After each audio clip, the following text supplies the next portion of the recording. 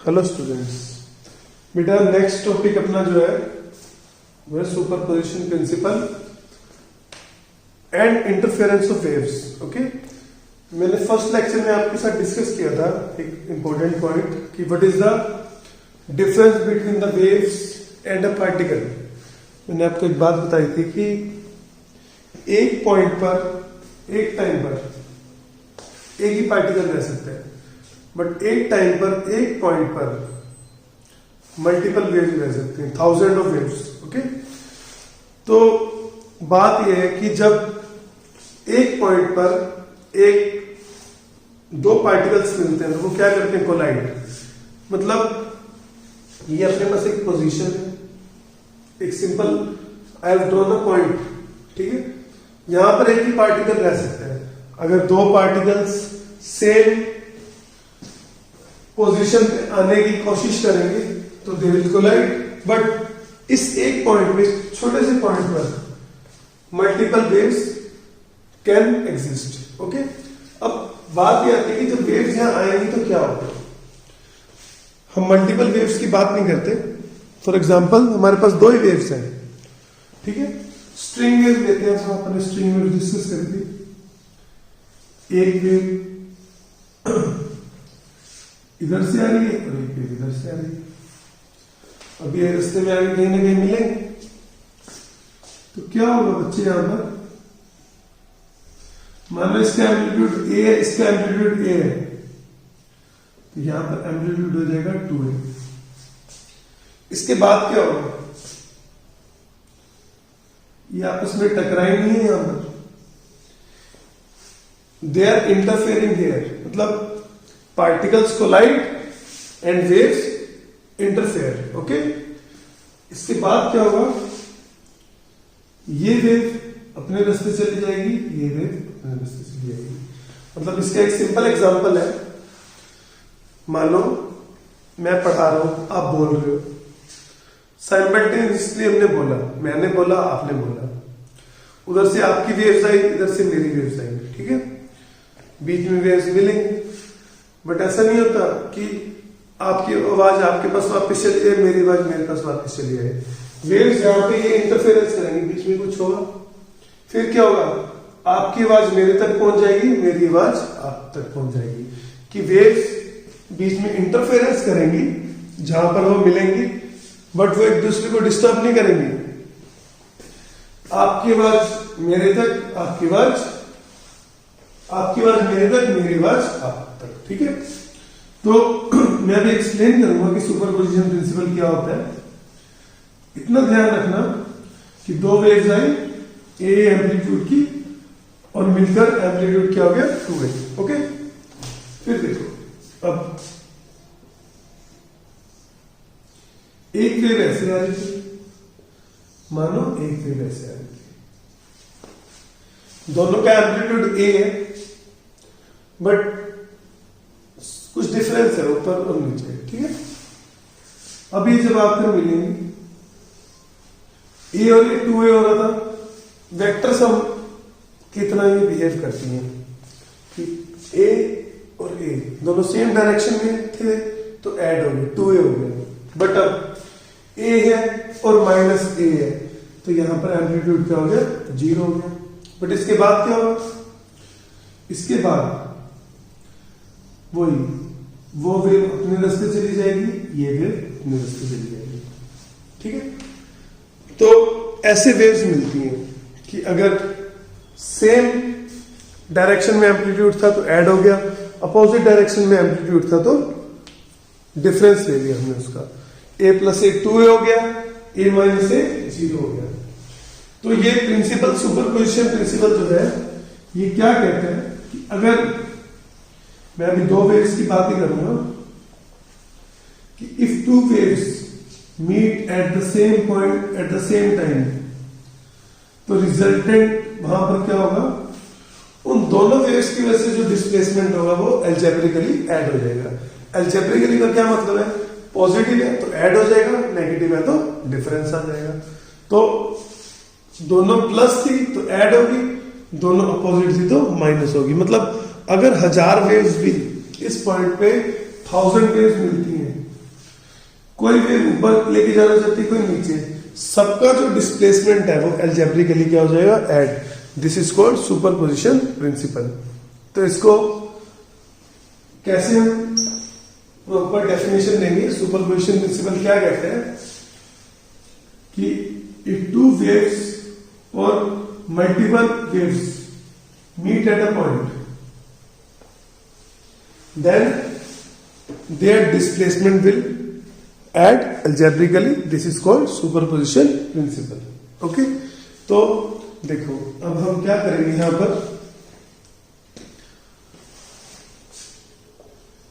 दो वेव्स लेंगे। मान लो मेरे पास एक वेव है, हम साइन में ही सारा चैप्टर पढ़ रहे हैं तो कोस की जगह साइन लेंगे। एक वेव है मेरे पास A sine k x minus omega T,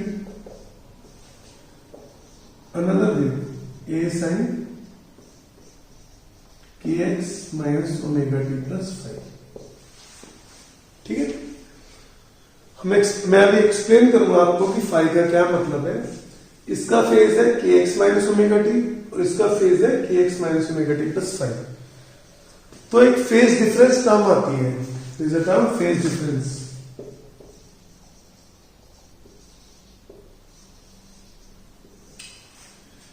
तो इन दोनों के बीच में फेज डिफरेंस कितना आ रहा है, माइनस करोगे आएगा 5। This is called phase difference.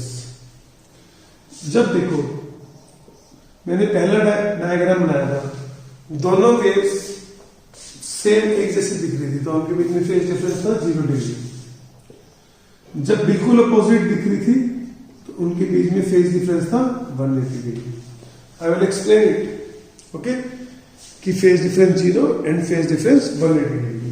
Okay, अभी मान लो there is a general phase difference 5, तो क्या करेंगे हम,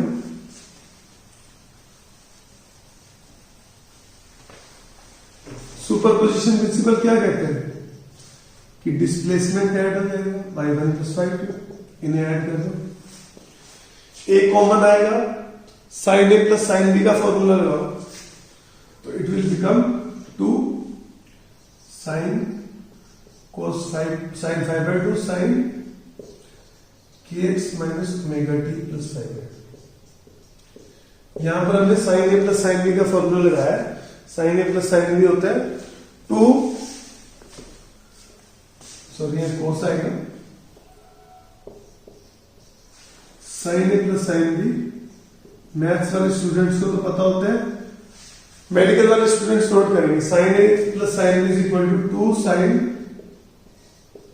ए plus B by 2 cos A minus B by 2। ये फॉर्मूला हमने अप्लाई किया और अपने पास एक रिलेशन आ गया। ओके, तो देखो क्या हुआ हमारे पास, क्या हमें मिल रहा है,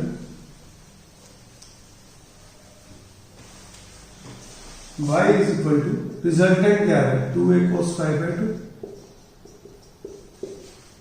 sign kx minus omega t plus 5/2। ये हमारा एम्पलीट्यूड है और ये वेव की equation sine kx minus omega t. Amplitude इसके बराबर आ गया 2a cos 5/2। अब देखो 5 0 डालो तो एम्पलीट्यूड आएगा 2a, 5 0 cos 0 की वैल्यू 1, 5 की वैल्यू पाई डालो, cos 5/2 तो 0, एम्पलीट्यूड आएगा 0। तो आप नोटिस कर सकते हो, मैंने भी बताया जब फर्स्ट केस था जब वेव्स सेम डायरेक्शन में आ रही थी ऐसे, उनके बीच में फेज डिफरेंस था 0, जब ऐसे आ रही थी उनके बीच में फेज डिफरेंस था पाई। तो जब फेज डिफरेंस 0 था तो एम्पलीट्यूड 2 है, फेज डिफरेंस पाई है तो एम्पलीट्यूड 0। यहां पर इस केस में फर्स्ट केस में एम्पलीट्यूड 2a हो गया था, सेकंड केस में एम्पलीट्यूड 0। ओके, तो ये जनरल फॉर्मूला है जब फेज डिफरेंस पाई है 2a cos 5/2। अब इसको आगे ध्यान से देखो, ये डेरिवेशन आपको प्रिपेयर करनी है। जनरल फॉर्मूला फॉर एम्पलीट्यूड क्या है 2a cos 5/2। फेज डिफरेंस 0 है तो 2a, फेज डिफरेंस पाई है तो एम्पलीट्यूड 0। ओके,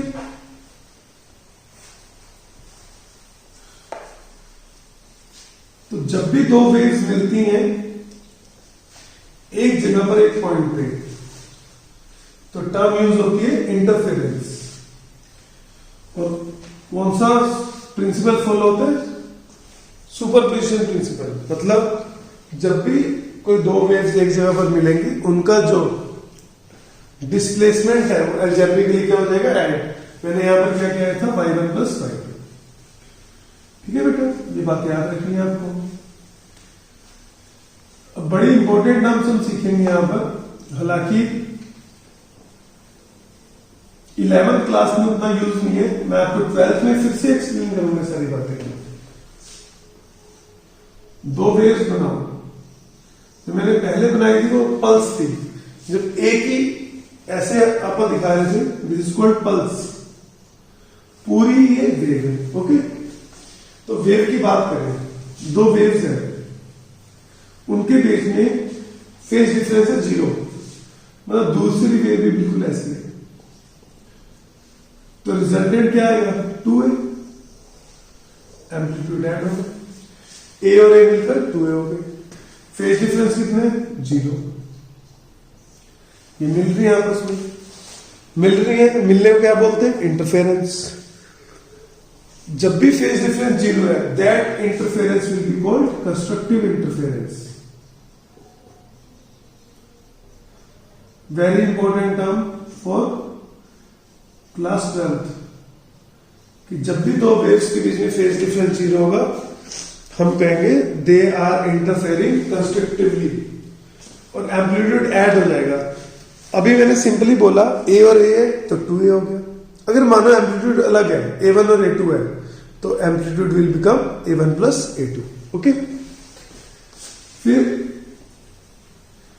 सेकंड केस, हम इन स्पेशल केसेस में इंटरेस्टेड है कि जब फेज डिफरेंस 0 है और फेज डिफरेंस 180 डिग्री है। ओके, जब फेज डिफरेंस 0 था, we called it constructive interference. जब फेज डिफरेंस पाई होगा, we will call it destructive interference. तो देखो, मतलब दो वेव्स मिल रही है, एक ऐसी वेव है और दूसरी वेव ऐसी है। जो मैथमेटिक्स के स्टूडेंट है वो समझ सकते हैं कि एक वेव है ए साइन ओमेगा टी, दूसरी है minus A sine omega t. बिल्कुल अपोजिट, वो प्लस है तो माइनस, वो माइनस है तो वो plus. We can write it like this. ये मैंने आपको ट्रिग्नोमेट्री में पढ़ा रखा है, A sine omega t plus pi. इनके बीच में फेज डिफरेंस कितना आ गया? देखो, पाई का। इसका रिजल्टेंट क्या आएगा? 0। और दोनों वेव्स मिलकर खत्म हो जाएंगे। मतलब दो साउंड वेव्स बिल्कुल एक जैसी हैं, एम्पलीट्यूड सेम है, एक जगह में मिल रही है, तो दोनों बिल्कुल खत्म हो जाएंगी, मिलकर 0 हो जाएंगी। तो ऐसा लाइट भी करती है कि लाइट लाइट से मिलकर, हम हमेशा क्या देखते हैं, दो लाइट्स मिलती हैं तो ब्राइटनेस बढ़ जाती है। But in some certain special conditions, light और लाइट मिलकर कैन प्रोड्यूस डार्कनेस। ये हम अगले साल पढ़ेंगे। मैं आपको एक प्रैक्टिकल एक्टिविटी भी दिखाऊंगा, जिसमें आप देखोगे कि लाइट लाइट से मिलकर डार्कनेस प्रोड्यूस करती है। कि लाइट लाइट से मिली and it is producing darkness, because light is a wave and it can also do destructive interference. Light light से मिलेगी and it will produce destructive interference. Okay, तो ये आपको समझना बहुत ही इंपॉर्टेंट चीज है कि जब दो वेव्स मिलती हैं तो हम क्या कहते हैं कि they are interfering and they are following superposition principle. जब उनके बीच में फेज डिफरेंस 0 होगा तो हम बोलेंगे कंस्ट्रक्टिव इंटरफेरेंस। जब फेज डिफरेंस पाई होगा तो आप बोलेंगे डिस्ट्रक्टिव इंटरफेरेंस। अब कंस्ट्रक्टिव में अगर एम्पलीट्यूड सेम है, ए और ए है, तो एम्पलीट्यूड हो जाएगा 2a। अगर a1 a2 है तो हो जाएगा a1 प्लस a2। डिस्ट्रक्टिव में क्या होगा? a है और माइनस a है, तो a और माइनस a मिलकर मिल जाएंगे 0। a1 a2 है तो it will become a1 minus a2। Okay बेटा, इतना आपको पढ़ना है। इसी के ऊपर हम नेक्स्ट टॉपिक पढ़ेंगे और नेक्स्ट क्लास में अपना ये चैप्टर कंप्लीट हो जाएगा और आपको इस टॉपिक को अच्छे से समझना। Okay, thank you.